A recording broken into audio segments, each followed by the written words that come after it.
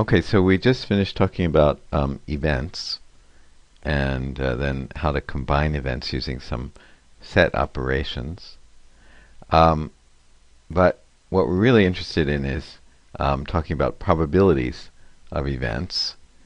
And so now we're going to talk about how to link up probabilities with events, or as they say here, assign probabilities to the events from a sample space. And they say we're going to limit the discussion to experiments with finitely many outcomes. So we're only going to be dealing with experiments with finitely many outcomes. For example, if you toss a die, you only have 6 outcomes. If you toss a coin, you only have 2 outcomes. If you do, there are lots of other things where you could have just a finite sample space. But there are many things where you would have an infinite sample space. For example, I think we talked about, or just consider the example of waiting at the bus stop for the bus to come, and marking the time that it took for the for successive buses to appear. So how much time is there between 2 successive buses? And you could say that time is really infinite, even though maybe the maximum time it could take is a half hour, but there's so many points in between 0 seconds and a half hour. In fact, we could say that there's an infinite number of points. So if we're thinking like that, if we're thinking that there are an infinite number of points, then that would not be considered a finite sample space. So anyway, but we're going to limit ourselves to just dealing with a finite sample space. So since it's finite, we can use the notation of S1, S2, just up to Sk. That means that there are a finite number of points in the sample space. So let S1 through Sk be the elements in the finite sample space. And we can also talk about these events. Remember, this is a subset of this, so this is an event. This is a subset of this, so this is an event. But these are special subsets, right? They're subsets with just a single element in them. So we call those elementary events. Okay, the events that consist of exactly one sample point are called elementary events. Of course, we could have other subsets like S1, S2, but that would not be called an elementary event. So if we toss a coin, for an example, then the sample space is HT, and the elementary events are this one and this one. Okay, if we toss a die, the sample space is here, and the elementary events are here. If we pick a name at random from a list of 8,000 different names, the sample space has 8,000 points. And consequently, there are 8,000 different elementary events. Okay, so anyway, they're just trying to emphasize that we are using a finite sample space here. We're only considering finite sample spaces. And okay, probability is used to measure the likelihood that an event will occur, right? To motivate our development of the concept of probability, consider the experiment of tossing one die and noting the number on its face. So the sample space is here. Now, suppose the die is tossed 100 times, and the number of times f sub I that each elementary event occurred is noted in table 1. And the relative frequency is f sub I over 100. Okay, let's read this. P, that is read P tilde sub I. P, this is called a little thing on top, is called a tilde sub I. So let's look at this table. Okay, so we said that we tossed a coin 100 times. And we have the elementary events in the sample space. There are 6 of them. And then we're going to count. We're trying to assign probabilities. And so, for example, we'd like to assign probabilities to this event and this event. Later we're going to talk about assigning probabilities to the other events, but first let's just talk about assigning probabilities to the elementary event. So this event, this event, this event. Okay, but first we're going to count. How many times did this event occur? It turned out that it was 20 times. How many times did this event occur? It turned out that it was 15. How many times did this event occur? It turns out that it was 16. So a 3 occurred 16 times, a 2 occurred 15 times, a 1 occurred 20 times. Okay, so f sub I is used to denote the number of times the elementary event occurred in 100 tosses of the die. Okay, so 20 times, 15 times, and so on. Okay, now we have f sub I over 100. This is called the relative frequency. This was called the frequency, but if we take the frequency divided by the total number of tosses, that was 100, so it's 20 over 100. That's called the relative frequency, and that's this here. And we use this symbol to, we can also use this symbol instead of this fraction. Okay, let's just call it p tilde sub I. You can also call it that. Now p tilde sub I is suggestive because it's a p, right? And so it probably has something to do with probability. And that makes sense because 20 over 100 is something like the probability that you'll get a 1. Now maybe it's not exactly what you think that the probability of a 1 is, because we think the probability of a 1 is 1 over 6, and this is probably not equal to 1 over 6, but it's a kind of approximation for that. So that's why they're using this suggestive p there. But they're also not just putting p, they're giving it some additional symbol above it, so that just to mean that it's not exactly p. Okay, so we have the relative frequencies, and then down here we have the total number of times that the sum of this column is going to be 100 because we tossed it 100 times, and this is the number of 1s, 2s, 3s, so it has to add up to 100.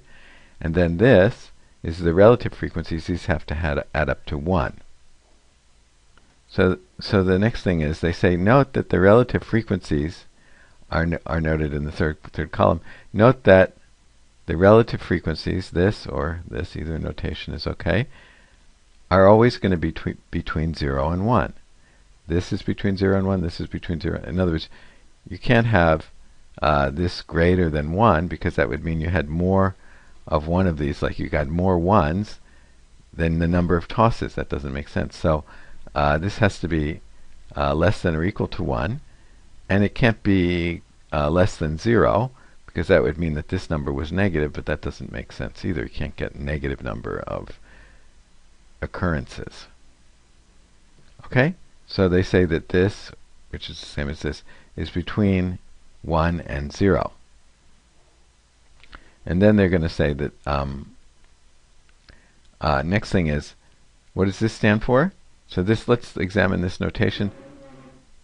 This is P for the ith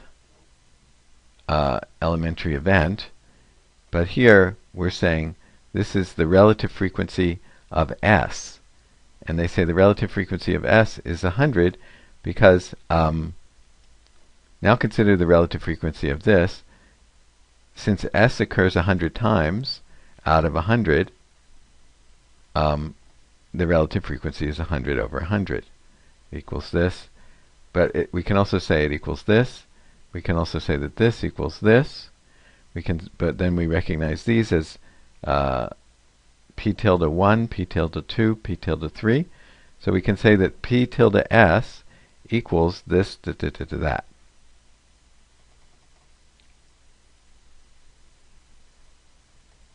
Note that the relative frequencies of the elementary events are non-negative fractions that add up to 1. Okay. Now let's consider some other events. So as I said, we started out with this kind of analysis of the elementary events. Now let's extend it to some other events. So let's consider like a more complicated event like E and F and G and H. Now before we do that, let's just check. Do any of these have anything in common?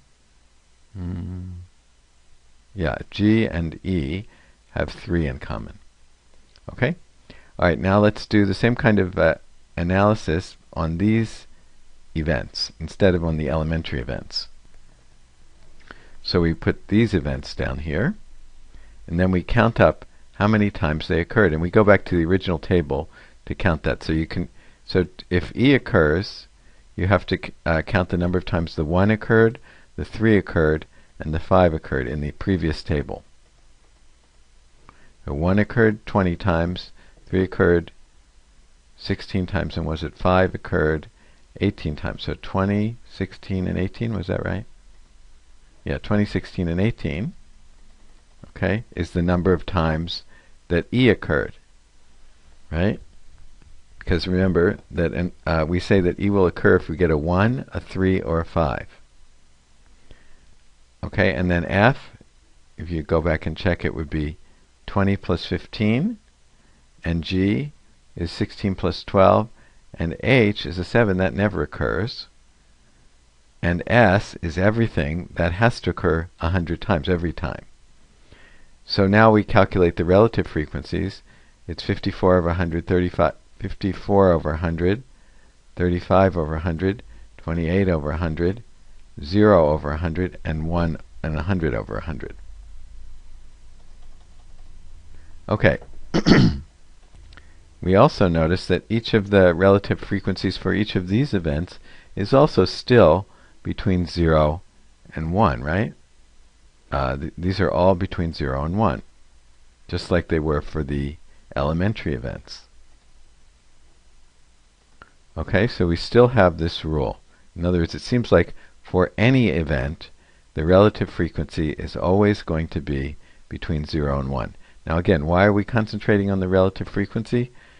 The relative frequency is kind of like an approximation for the probability. We're trying to learn about the probability of events, so relative frequencies are kind of an easy way to get into it. Okay, they also said this one, remember H was getting a 7, so this means the relative frequency of getting a 7 is 0, and the relative frequency of the entire sample space is 1. Okay, now they say, how about, we just learned about union of sets in the last video.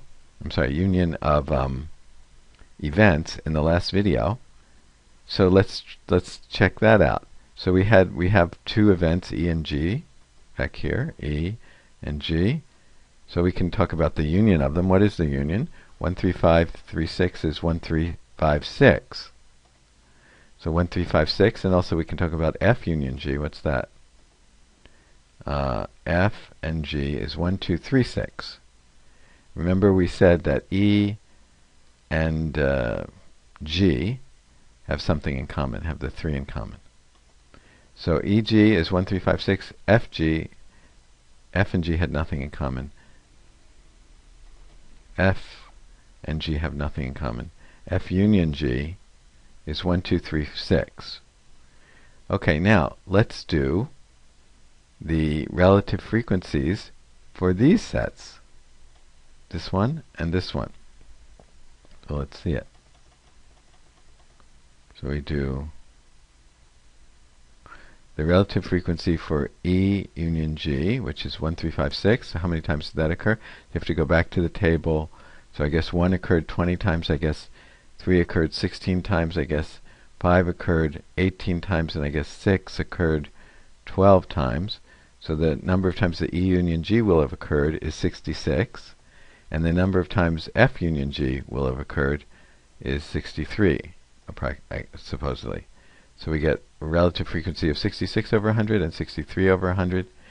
So what they ask now, or rather, I'm sorry, they say, so the relative frequency of F union G is here, 63 over 100, right?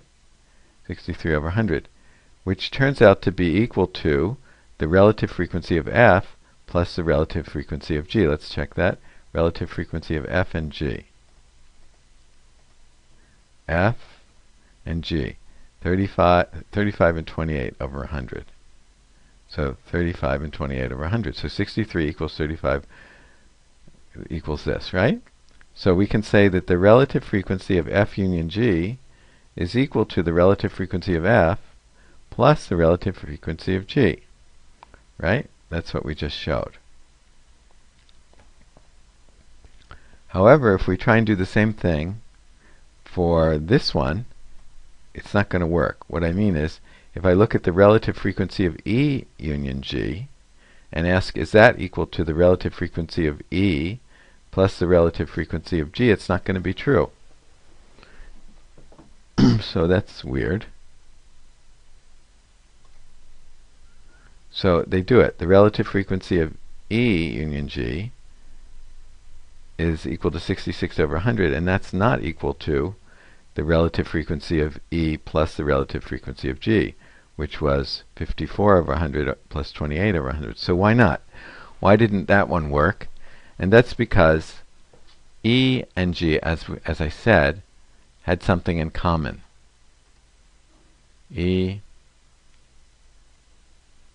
and G had something in common, right? So that means that we are basically counting the 3 occurring 2 times when we do the probability of E plus the probability of G. But when we do the probability of E union G, we only count it 1 time. So that's why it's not equal. Okay, so this was not equal to this, whereas this one was equal to this. And the reason this one works and the other one doesn't is that F and G had nothing in common, but E and G had something in common.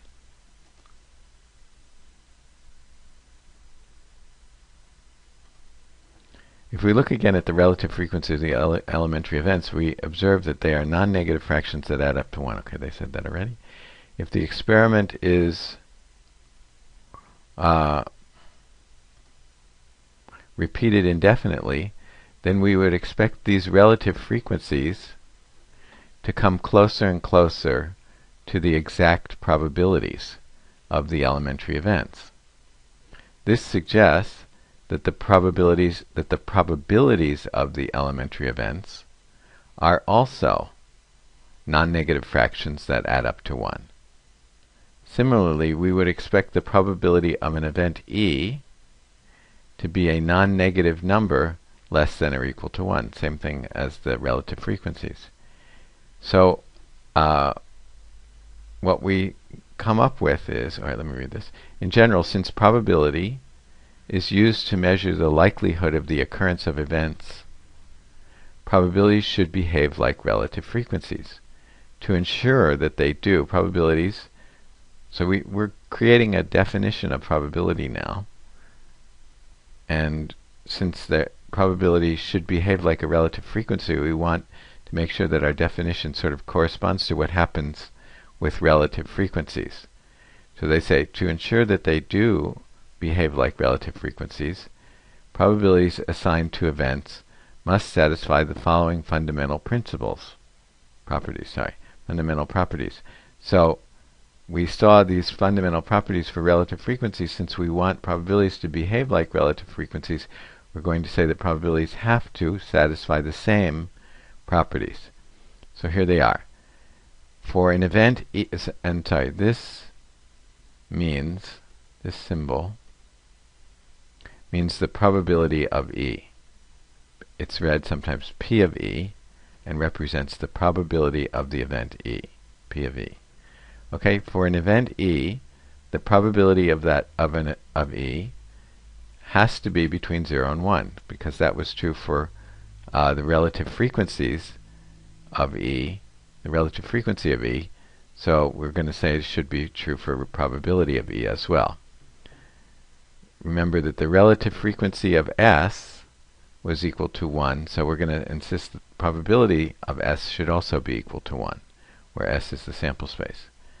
And we're also going to say, remember that the relative frequency of E union F was equal to the relative frequency of E plus the relative frequency of F when E and F were mutually exclusive, right? When they didn't have anything in common, this worked for relative frequencies. So we're going to say that probabilities also should work like this when you have nothing in common, that is, when the events are mutually exclusive.